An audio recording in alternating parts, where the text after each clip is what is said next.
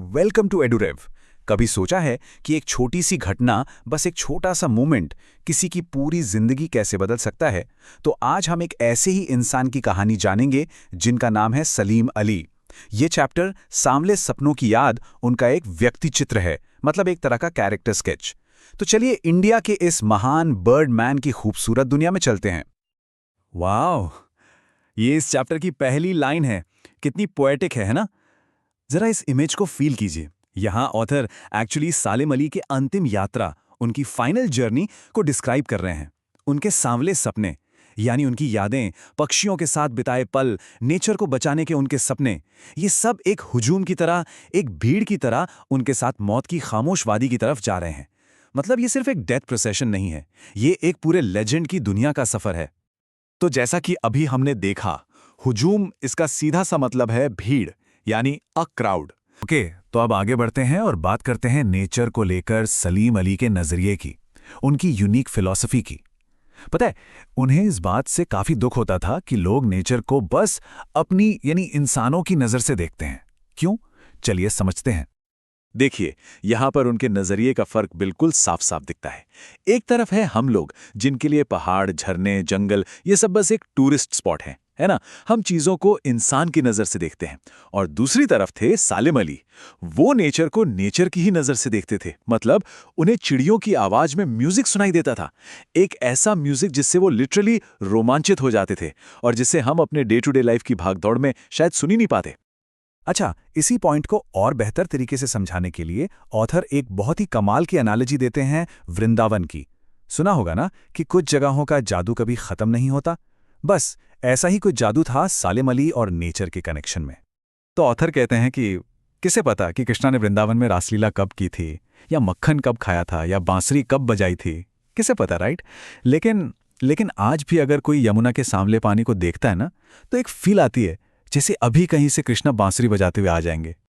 तो जिस तरह वृंदावन से कृष्णा का जादू कभी खत्म नहीं होता, ठीक उसी तरह सालिम अली भी नेचर के लिए एक जादू की तरह थे। चलिए अब बर्डमैन ऑफ इंडिया के कुछ किस्से देखते हैं, कुछ ऐसी कहानियां जिन्होंने उन्हें एक असली लेजेंड बना दिया। सोच कर देखिए, लगभग 100 साल की उम्र, जब वो इतने साल के होने वाले थे, उनका शरीर, उनकी बॉडी इतनी सारी ट्रैवल्स की वजह से कमजोर हो चुकी थी, लेकिन उनकी आंखों में जो चमक थी ना, पक्षियों को ढूंढने का जो पैशन था, वो बिल्कुल वैसा का वैसा था, कभी कम नहीं हुआ। I mean, this is what you call true dedication. उनकी पूरी लाइफ ही इस डेडिकेशन का सबूत है। सोचो, बिनैक्युलर्स यानी दूरबीन हमेशा उनके गले में, और आंखें बस आसमान को स्कैन कर रही हैं कि कहीं कोई पक्षी दिख जाए। और हाँ, इस पूरे सफर में उनकी वाइफ तहमीना उनका बहुत बड़ा सपोर्ट सिस्टम थी। उनके लिए नेचर कोई पढ़ने वाला सब्जेक्ट नहीं था, बल्कि एक जीती जागती, हंसती खेलती, मिस्टीरियस दुनिया थी। और उनका पैशन सिर्फ चिड़ियों को देखने तक लिमिटेड नहीं था, वो नेचर के प्रोटेक्टर भी थे। एक बार क्या हुआ, उन्हें पता चला कि केरला की साइलेंट वैली को रेगिस्तानी हवाओं से खतरा है, तो वो सीधे उस वक्त के प्राइम मिनिस्टर चौधरी चरण सिंह से मिलने पहुंच गए।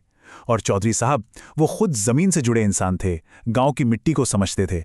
जब उन्होंने सालिम अली का नेचर के लिए इतना गहरा पैशन देखा ना, तो इतने इमोशनल हो गए कि उनकी आंखों में आंसू आ गए। तो अब सवाल ये उठता है कि आखिर ये सब शुरू कैसे हुआ? ऐसा क्या हुआ था उनकी लाइफ में? चलिए अब उनकी जिंदगी के उस टर्निंग पॉइंट की बात करते हैं जिसने सब कुछ बदल दिया।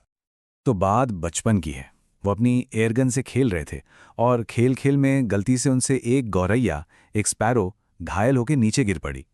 जब उन्होंने उस छोटी सी चिड़िया को नीचे गिरा हुआ देखा ना, उनके अंदर कुछ बदल गया, उनका दिल एकदम पिघल गया। और बस वही एक मोमेंट था जिसने उनकी पूरी लाइफ की डायरेक्शन बदल दी। उसी दिन से वो पक्षियों के दोस्त और उनके प्रोटेक्टर बन गए।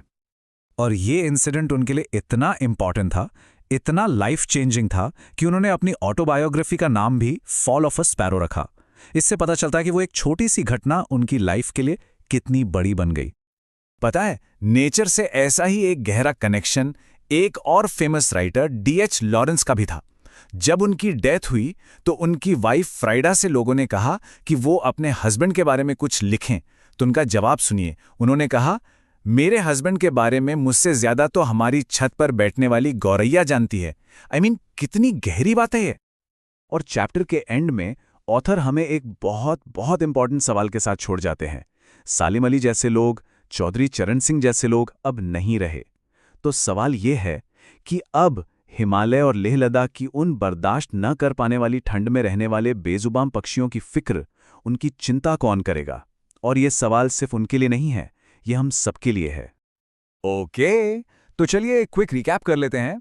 इस पूरे चैप्टर के जो मेन पॉइंट्स हैं उन्हें फटाफट समराइज कर लेते हैं ताकि सब कुछ अच्छे से याद रहे। तो की पॉइंट्स क्या है याद रखने के लिए? नंबर 1, ये चैप्टर सालिम अली का एक व्यक्ति चित्र यानी कैरेक्टर स्केच है।